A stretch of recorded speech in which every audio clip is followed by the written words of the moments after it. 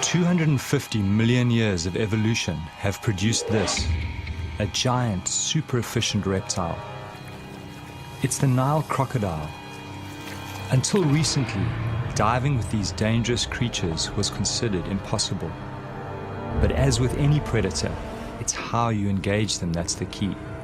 And I'm about to put my belief to the test.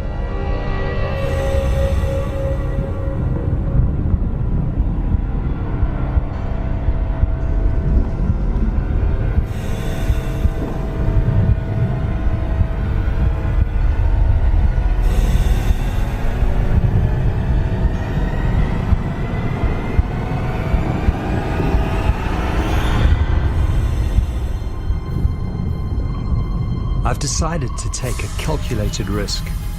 I want to dive with feasting crocodiles. Can I approach them without being attacked? Will they see me as a fellow predator or as potential prey?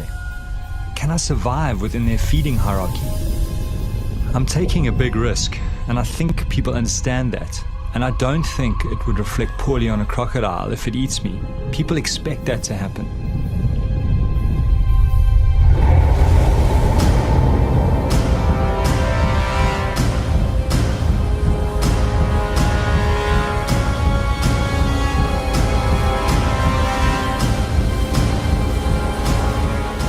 My name is Roger Horrocks. For the last 5 years, I've traveled Botswana's Okavango Delta, finding out more about these prehistoric predators. I've joined them underwater and discovered they are not just simplistic, ruthless killers. They are capable of an unsuspected tolerance. Now I want to test their ultimate acceptance by diving while they are feeding.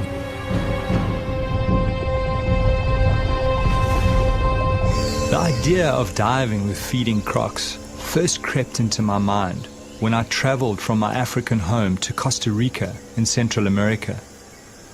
I'd gone there to find Cheeto Graham, the extraordinary crocodile shaman of Limon. 23 years ago, Cheeto found a sick and dying crocodile that had been shot by farmers. Slowly he nurtured this animal back to health, taking many years to slowly gain the animal's trust. He showed me something I never thought possible with crocodiles. Cheeto is the only person in the world to get in the water and interact with the giant croc. He's even developed a game with the crocodile that mimics some of its instinctive killing techniques, like the death roll. When I saw this level of acceptance by this animal, this unexpected intelligence, I started to think that if I behaved in the right way, I too could have a chance of being accepted in the water.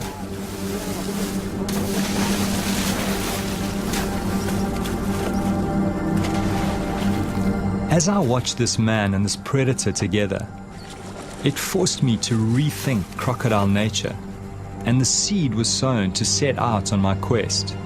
To attempt to dive, many think will be suicide.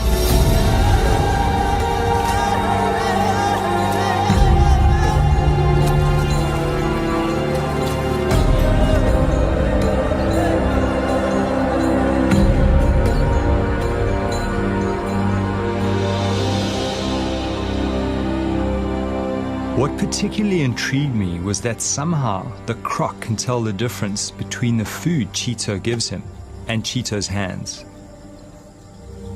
To come out of this alive, I will need to prepare my mind very carefully.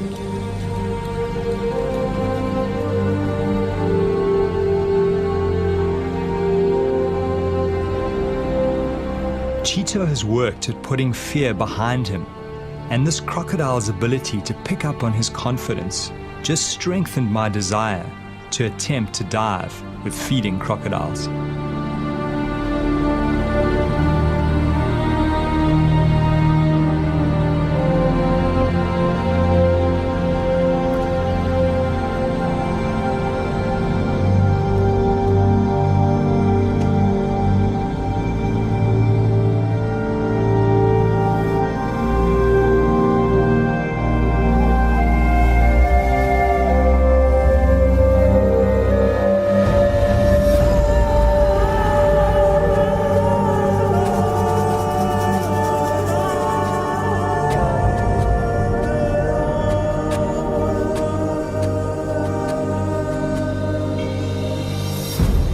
winter, I returned to my old diving ground, the Okavango Delta in southern Africa.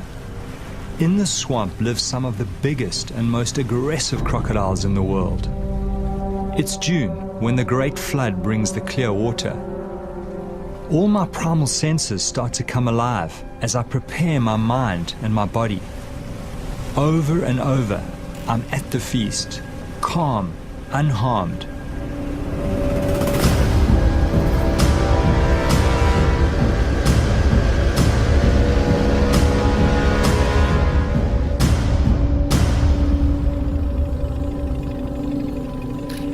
Even though I've worked with these animals for 5 years, I'm still very wary.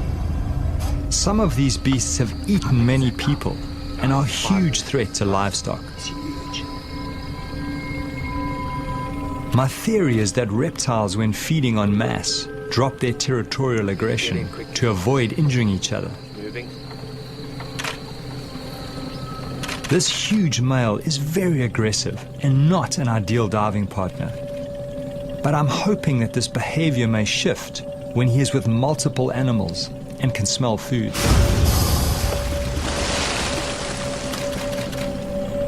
To really understand the dynamics and to see the way that these animals interact, you really need to go underwater, because that's really where it's all happening, certainly up here in the Panhandle.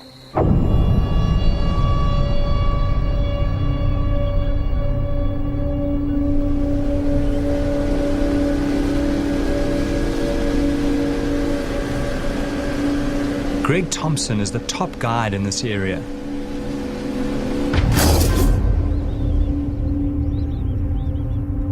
He has grown up with crocodiles, seen several animals and people being taken.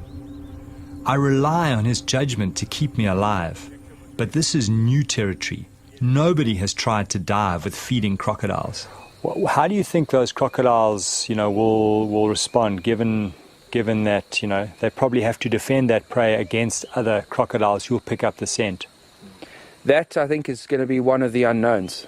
To be honest, I'm not 100% certain how they're going to react with something that's threatening their food. Certainly with other predators, they're very, very defensive around their food, around their prey species, something that they've killed. And crocodiles might very well be the same. Certainly a big aggressive male, at this time of the year, if he has got a meal, if he is hungry, I do believe he is going to defend it and be aggressive to anything that comes into that area, something that he thinks might be stealing his food. As human beings, we've just, we've evolved together with crocodiles, and we've evolved as one of their prey species. Human beings tend to settle near water. They need water for drinking, for washing, for all their sort of daily activities. So you're always going to have people close to their environment. He sees people as something that he can eat.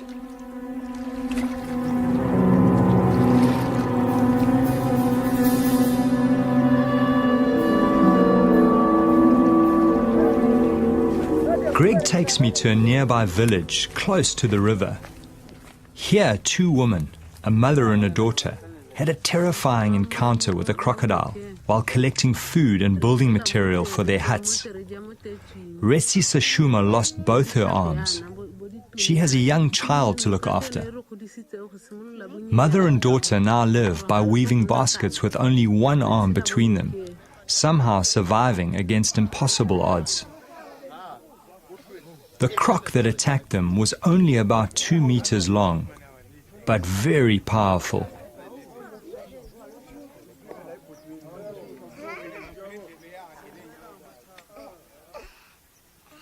The woman's scars are a constant reminder to the rest of the village of the crocodile threat.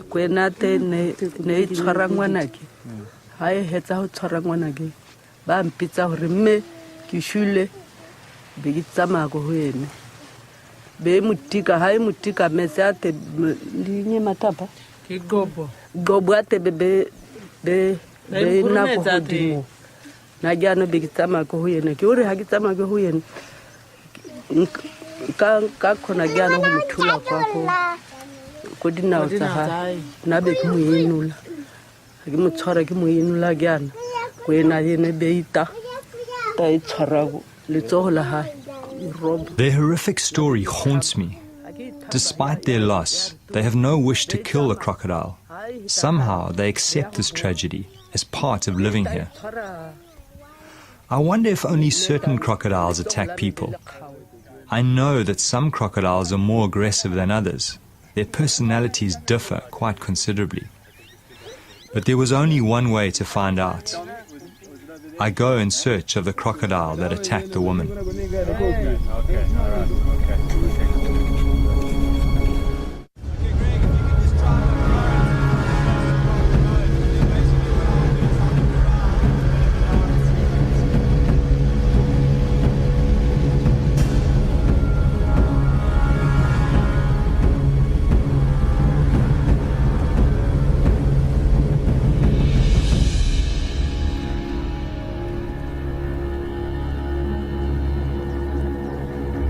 It's a short boat ride to the area where the women were attacked. Crocodiles are territorial and so very likely to be in the same place.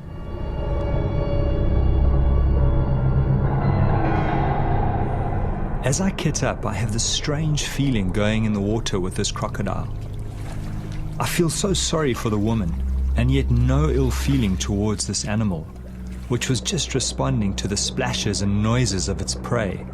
85 million years of instinct. I always get underwater as quickly as possible and make minimal splashes on the surface.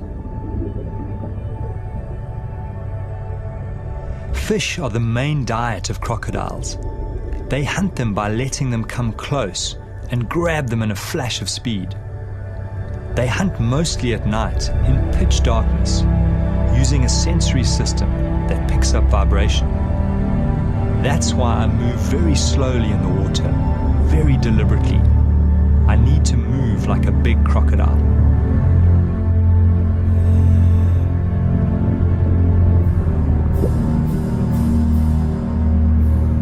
The fish become skittish.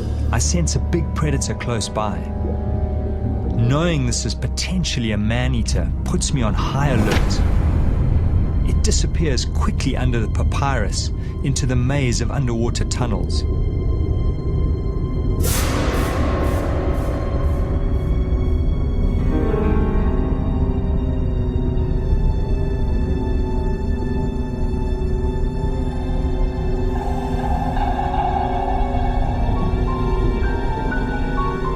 I follow cautiously.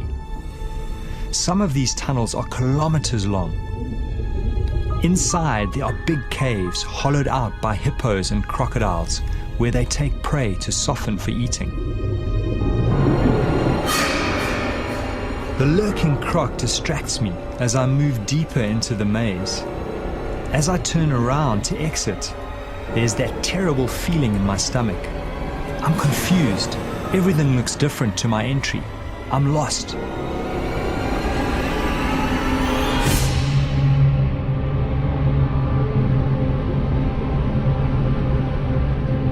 It doesn't help my anxiety to find the remains of one of the crocodile's last meals.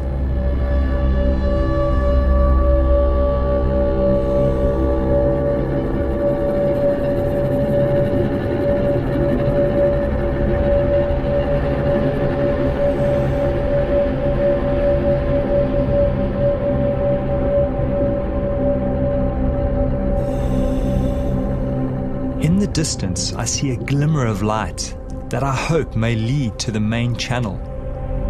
I follow my instinct.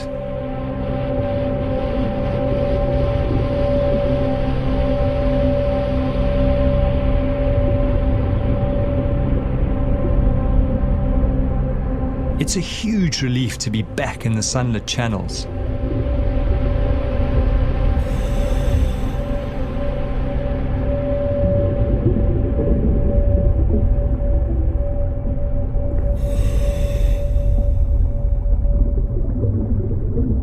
I make my way slowly back to the boat.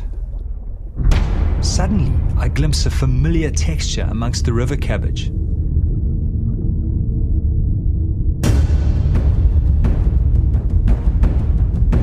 The crocodile has backtracked and exited the maze. I remind myself that these smaller crocs are often the most dangerous. All seems fine at first.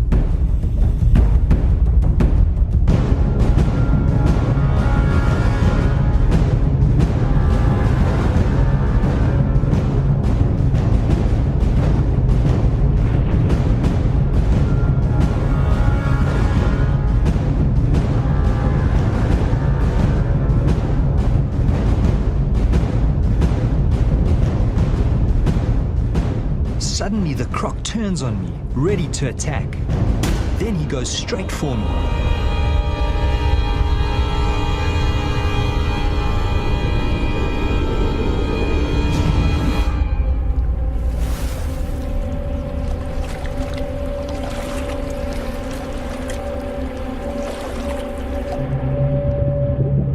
It was difficult to see his size because just his tail was sticking out.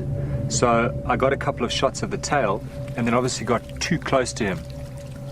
And he suddenly moved out and started sort of slowly swimming down current. So I swam after him and he went faster and faster and faster.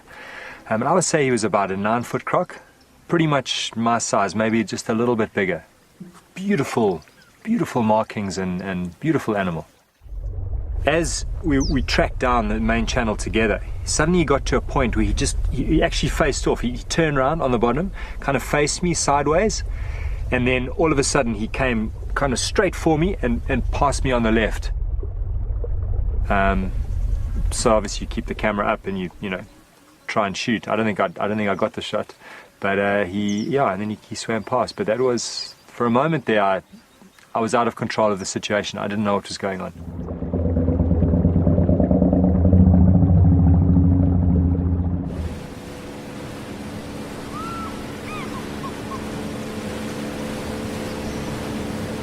Traveling back past the village, we get word that a cow has been taken by a big crocodile and has been seen dragging it downriver. For the villagers, this is bad news. Cattle are their currency, their symbol of wealth. But for me, this may present the chance I've been waiting for. With the smell of the fresh carcass, a huge scent trail is moving downriver, calling all the crocodiles to focus on this one large food source. I worry that they may drag it underwater and I'll never see it again.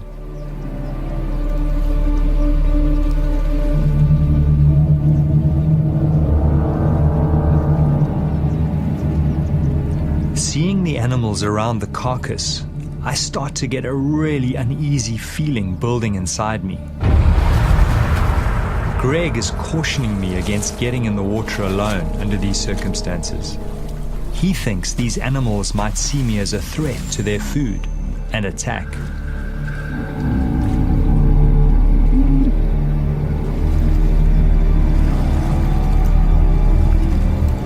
Looking at these feeding crocs, I watch carefully for their aggression towards each other, imagining myself amongst them. They seem to be very accepting of each other, but how will they react to me?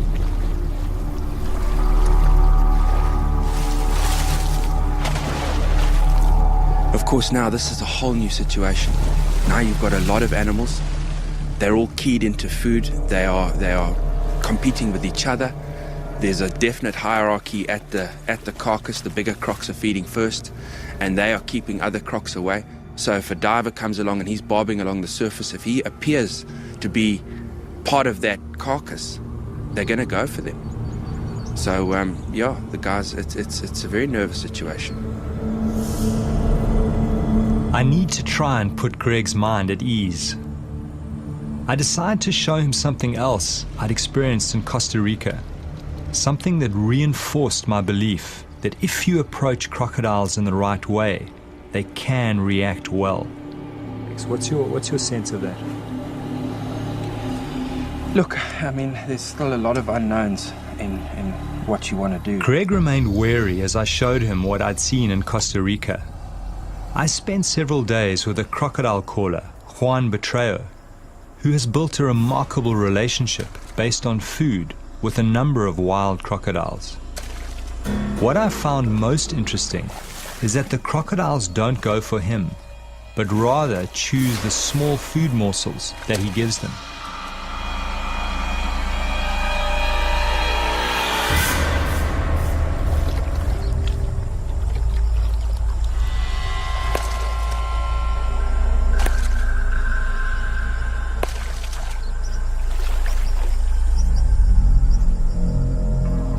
It's somewhat of a mystery why they don't take him, but this was what gave me hope for diving with the feeding crocodiles. I was counting on them accepting me as another predator at the kill and not attacking.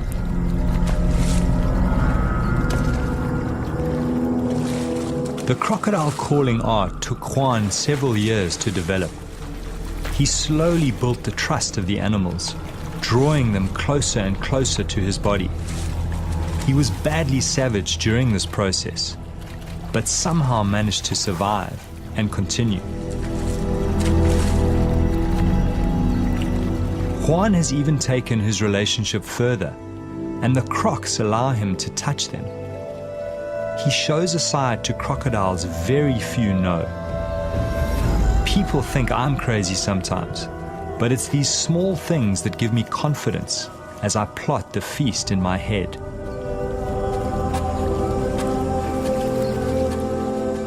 Greg remains skeptical. He feels the situation is quite different, as he knows African crocodiles to be more aggressive than their American cousins. I'm hearing Greg's worries. I'm sensing I need someone in the water to watch my back. There is only one person who comes to mind, an old shark diving buddy. His name is Walter Bernardus, and he's always wanted to dive with crocodiles. It's Walter. Ah, fantastic. Let's get back to us. Walter, can you hear me? How are you doing? No, excellent. Listen, we've got a great situation here. These crocs have taken a cow and they've stashed it up one of the side channels, and I think it's going to be an excellent opportunity. I really need you to get up here quickly, and I think bring a medic as well, because I don't know how these crocs are going to behave with food in the water. Okay, great. Listen, Greg will pick you up in mine. Okay. All right, Walter. See you soon. Great. Thanks, Greg. So he's coming. Walter has managed to develop extreme intimacy with giant tiger sharks. He worked out that by touching their sensory organs next to the shark's mouth, a catatonic-like state could be triggered. It was only his deep knowledge of sharks and his fearlessness up close that made this strange and intimate feat possible. I wondered how Walter would react to the crocodiles.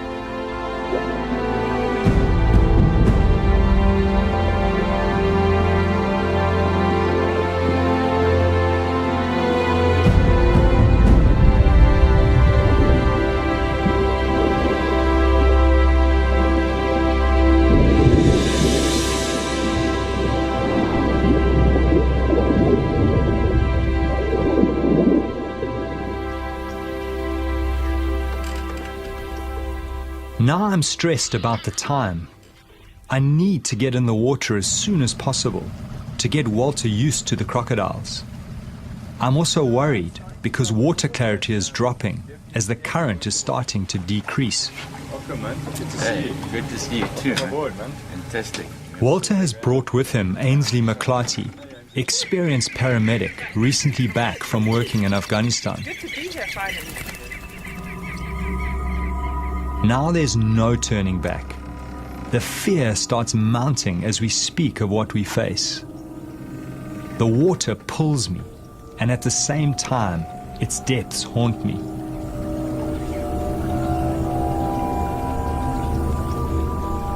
So Walter, how are you feeling? I mean, this is the first time you've been up here in the Delta. What's your sense of all of this? Yeah, well, it's totally new for me. You know, I'm sort of used to the big animals in the sea, but this environment here, you know, dealing with reptiles, cold water, murky sort of to clean conditions, is totally new for me. So a little bit nervous, but excited in the same time, you know.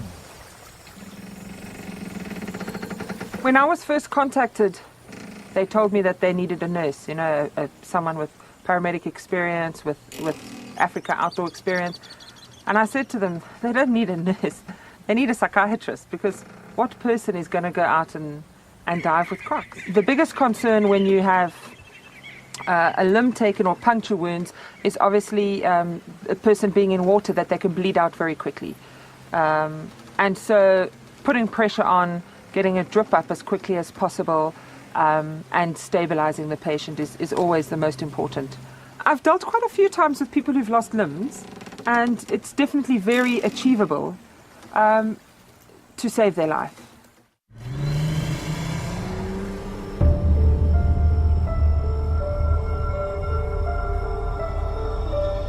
We probably have a 24-hour window to realize our quest. Once the carcass is finished, the crocodiles will disperse. We have to find the carcass and try to dive late this afternoon or tonight, even though it increases the risk factor. This might be our only chance. This is what I love most. This is my world. Fear is something I've learned to control and understand. The dark is part of our deep evolutionary past, because for thousands of years, big predators hunted our ancestors at night. You know, it's hard to explain why we do it. Why do we do it? We do it for the excitement, we do it for the challenge. And I realize that what we're doing shatters the perception that people have of these animals.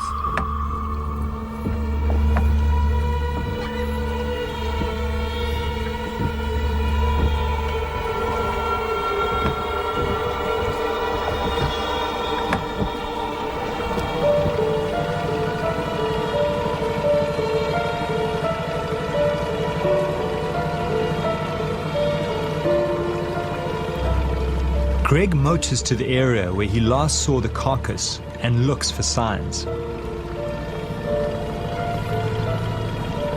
Now the adrenaline is surging through me. The swamp, the reeds, the tiny insects, every sound, all hyper-real. Greg, how many of them are there? Suddenly we spot a large number of glowing eyes and plenty of crocodiles near the surface. Greg is sure the carcass is nearby. The crocs seem not too fearful of the boat at night. The plan is for Greg to watch activity on the surface and flash us with his light if he feels too many crocodiles are moving in on us. Walter, there's a croc. Our job is to find the carcass and determine how much flesh is left. We slip in and move cautiously.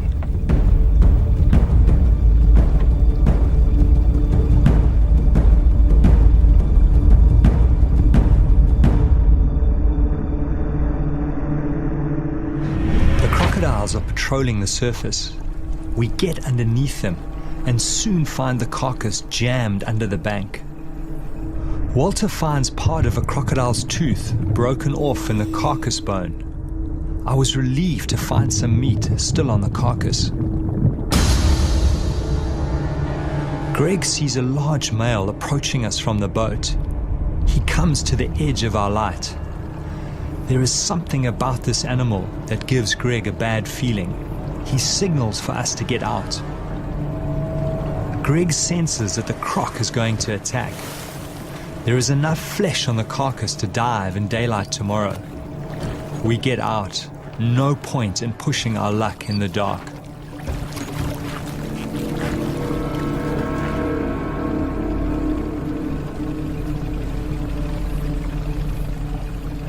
How's that tooth in that femur? Actually brought it up with me, eh? Let me have a look. Oh, that's incredible. Obviously broke off when they were biting into them, because their bite force is amazing. And apparently this ridge on the side is what they use to actually, when they lash out, you know, bash into other animals. Now's a good time to tell me about all that stuff, eh? Yeah, Oh my goodness.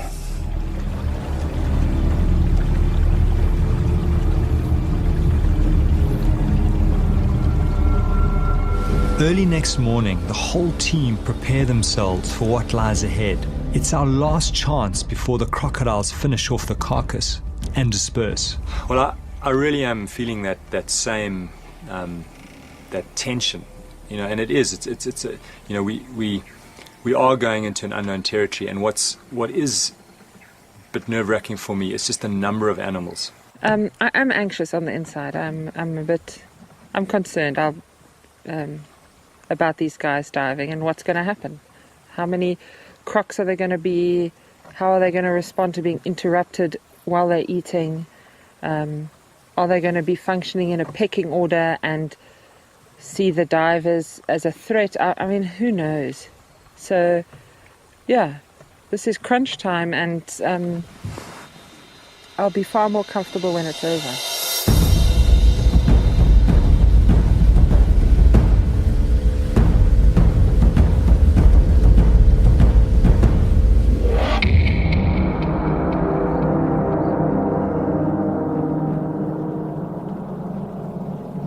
As we approach the area where we saw the carcass in the night, I'm seeing more crocodiles than I've ever seen before.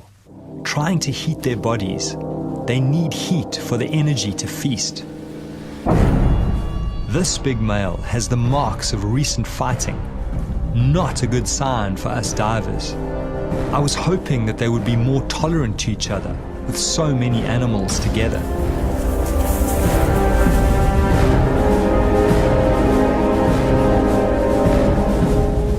Greg spots them. I count at least 20 animals near the carcass. Knowing we are about to enter the water, my whole stomach starts going into a knot. I focus on breathing, put all the good encounters in the front of my mind, and push the nightmares away.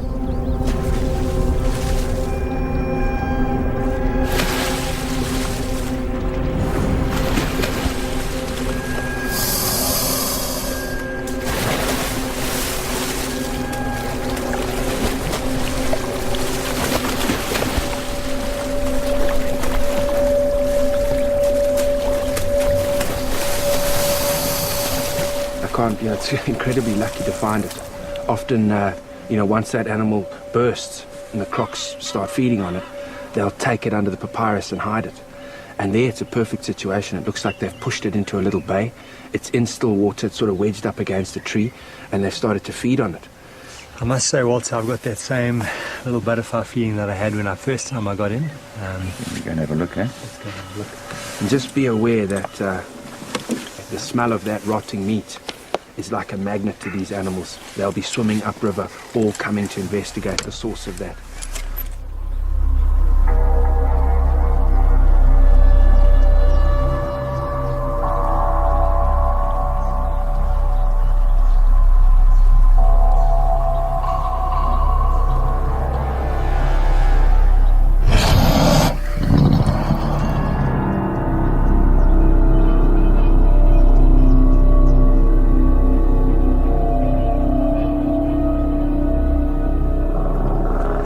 Prepared into the water some distance from the carcass. Crocodiles don't like boats in the day. Just be careful, eh? As we enter, I'm startled by a crocodile right under the boat. I control my fear as I try to see where it's gone. The visibility is so bad, I can only see 4 meters, less than the length of some of these crocodiles. To make matters worse, the current is exceptionally strong. Should we abandon the dive? These conditions are frightening. I push my fear aside and move towards the carcass. Crocs seem to be everywhere, following the smell of the meat.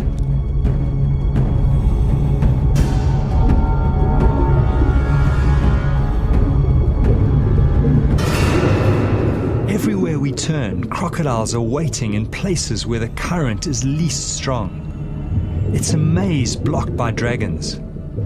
I find it hard to read their body language, but none seem to be showing aggression yet.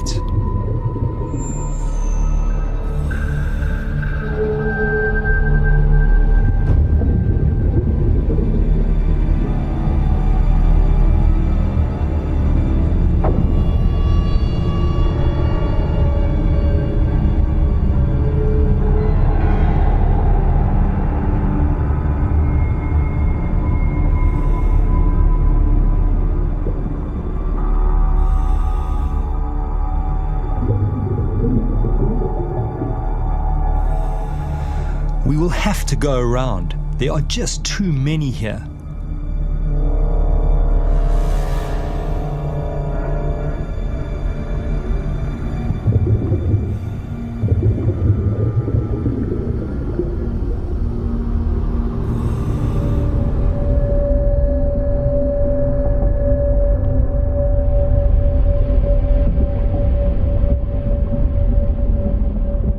I'm surprised no crocodiles have confronted us yet. We are well into their feeding territory. In the gloom, I make out a large pelvic bone ripped from the carcass. Amazingly, no animals challenge us as we approach it. Do they somehow know we pose no threat to their food? Or are they just waiting to attack?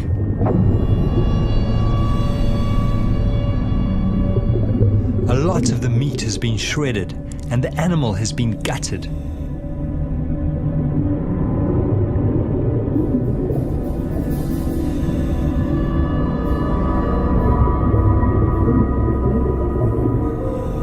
Walter watches my back as I inspect the carcass. There are huge puncture marks on a leg bone.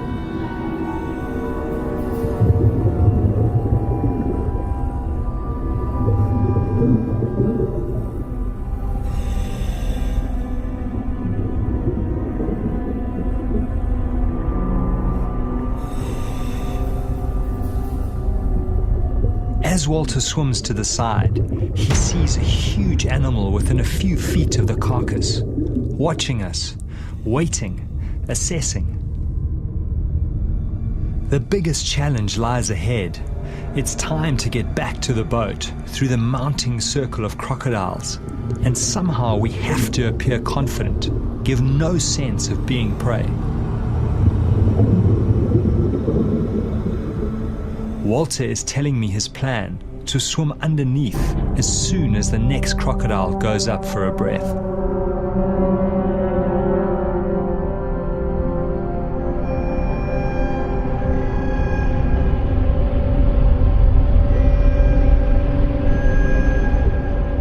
As we take the gap, we bump right into another huge male. Fortunately, he too goes for air.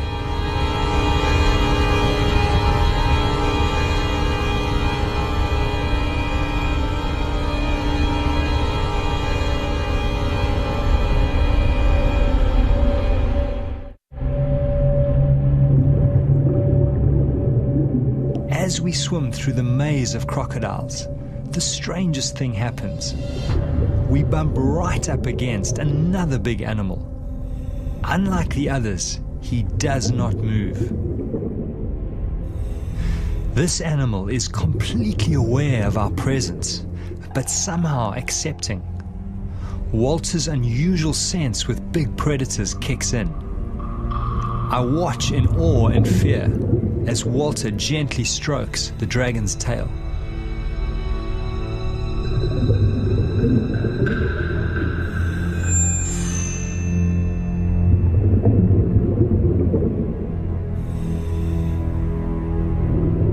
Then something happens that I could never have imagined. I watch in disbelief as Walter begins to ride the crocodile across the river in the direction of the boat. Even though the crocodile is slowed by Walter's heavy weight, it does not shake him off or attack. It feels like I'm watching some strange fairy tale as Walter rides the crocodile some 50 meters across the river. I have no explanation for why a predator allows such intimate behavior.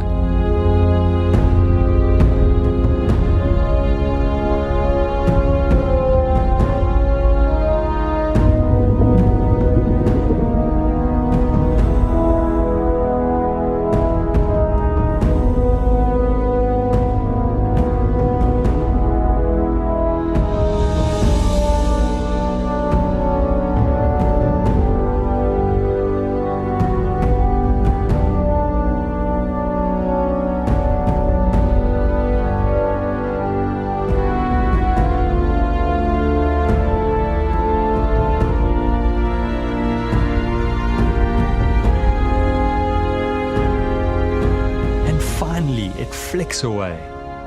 Yet again, these animals reveal another side, the mystery side that few people ever get to see. I'm humbled and awed.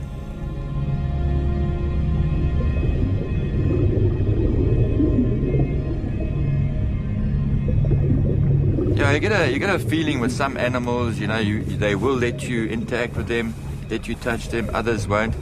This particular one, obviously, I didn't know what it was going to do. When I first touched it, I didn't know if it was going to turn around and try and bite, or when I held on properly, if it was going to have an adverse reaction, but it didn't seem to mind at all. It just plodded on. I just put it into low range, and it just went into that current. Yeah, strong. And it was fantastic, man. I think you got away lightly, to be honest. I mean, I've caught small crocs and other reptiles like snakes, pythons, where I've grabbed them by the tail and had them whip around and try and bite the disturbance behind them. So that's always what I've thought. If you do that, if you try and grab a croc by its tail, it could very well swing around and bite you. So I'd be very cautious if you, in future, I wouldn't try that too often. No, I was expecting that any second because, you've seen how these animals react to other things in the wild, and that's why I was extremely gentle in the beginning, and I was expecting it to rear around and sort of have a go at me, but it just kept on going, and all along the more weight I put on it, the more I thought, okay, it's going to turn now, until I was completely gliding along with it, and it just accepted it. So I sort of got a little bit more at ease because you don't quite know exactly how it's going to react. But this one reacted beautifully, It's amazing. I've certainly been very nervous a lot of the time, being stuck here on the boat, having the guys get in the water near feeding crocodiles, getting in the water at night, doing, all the kind of things that have always been sort of no-go areas, things you just don't do with crocodiles. And here the guys have been doing it. And, to be back here at the boat, the divers are back in the boat. They've got some stuff. They've seen some amazing things. They've learnt a lot. To me, it's a huge relief just knowing that this is all behind us. And we've sort of survived this little escapade.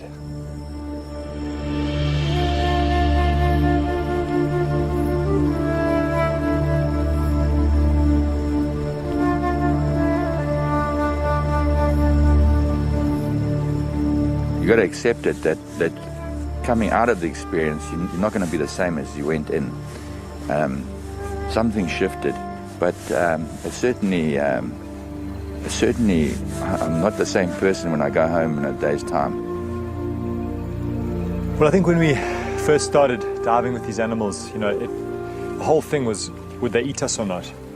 And having kind of broken through that barrier, as it were, that's just broadened my whole perception of how intelligent these animals actually are.